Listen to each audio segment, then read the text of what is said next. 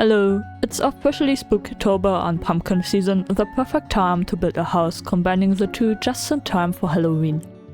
So today I will show you how to go about building something like this. Let's start with the rough shape of the pumpkin to get an idea of how big our build will be. Mine will be around 30 blocks tall, feel free to build yours in a similar size, smaller or bigger. Make sure to leave a few blocks between pumpkin and ground though for the branch.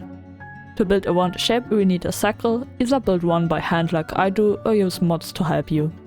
We don't want the pumpkin to be perfectly round though, as that would be unnatural, so I will make it longer by going more to the sides. Please don't worry about yours not looking like mine. The great thing about organic shapes is that each one can be unique and a few misplaced blocks don't really stand out. Of course you don't have to do this exactly like I do, but I believe this is the best way to build organic shapes by hand. Try to keep each line round, especially on the corners and between those. At some point you should end up with a grid similar to this one. So let's outline the branch the pumpkin will be sitting on as well as the houses next to it. Again, yours doesn't have to look like mine. The only thing I'd recommend is making the shorter sides of the buildings with an uneven number of blocks so you'll be able to build the roof nicely. I added one more building than I originally wanted to because it was too symmetrical, making it look boring. Then it is just a matter of placing blocks connecting the lines. You might want to divide the spaces more and now and then take a step back to see how it looks. This might be a bit tricky, but when stuck, really break down your empty spaces in smaller pieces, always making sure they don't have weird edges.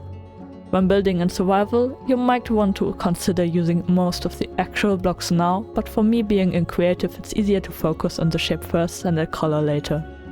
I added the buildings now to see where I don't have to build up the shape of the pumpkin, you know, I'm a bit lazy.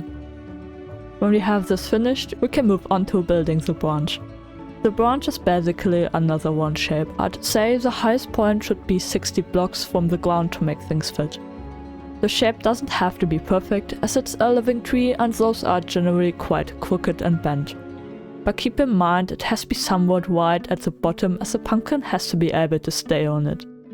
I simply place without thinking too much about where more blocks, smooth it out, and just like that we have our rough shapes. The ends can be curled inward like that to give a nice touch to them. Don't forget the pumpkin stem though. The pumpkin's color will be obviously orange with different blocks, one of them pumpkins. I'd like to show you something really quickly, a color field created with Axiom. Looking from one color to another, you can see which blocks lie between them. Like this, you might come up with block choices you didn't really think about before for your gradients. I definitely tried this out today. Thinking about a real pumpkin, one thing that stands out are these vertical stripes, and because we didn't add any depth with the shape yet, we can do that to some extent with the color. Use darker ones for the stripes and lighter ones between, creating a gradient. I used red terracotta, orange wool, orange concrete powder on concrete, yellow wool, honeycomb blocks, red sand and brown terracotta. You don't have to use exactly the same blocks, and in survival some of these might be difficult to obtain, especially this dark prismarine I'm using here. This gradient is a bit of a mess, but I kind of like it. I wanted to keep the building bluish greenish just like in my sketch, and I even used some grey blocks. The mangrove wood, the muddy version of it and the mud definitely tie all of this together. I'm treating this a bit like a painting, so just have fun with the blocks you use. I felt like adding some of the details right now because I was a bit curious to see what it would look like. I kept the windows rather simple, except using some redstone lamps as windows. The texture really makes them look like some window tracery, and I wanted the windows to be yellow anyways. Only downside, you can't look in or outside anymore. To detail the windows, I used extinguished campfires and dark oak trapdoors. In this build I made the detailing of the windows asymmetrical to make it all a bit more interesting, as the buildings are rather flat. On this one branch sticking out, I wanted to build a small moon. After a few tries, I figured out a combination out of sandstone blocks, stairs and walls.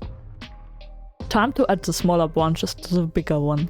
I'm using dark oak so that the color matches, and to transition from full blocks to fences I'm using nether brick walls.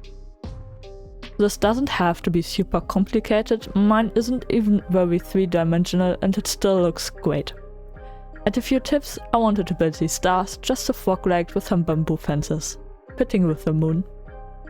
Of course we have to do the back too, unfortunately. Here you can see again that I try to keep the details a bit asymmetrical, and wherever the walls seem still very empty, I am adding walls and fences. As final touches, some flower pots with witchy plants, some pumpkins and cobwebs will do. Feel free to add any details you'd like though. I kind of like how this build turned out, and if you would like to have this in your world too, instead of building your own, which I would really recommend, you can also find a link to download this below. So I guess have a witchy, spooky, happy Halloween, and until the next time, goodbye!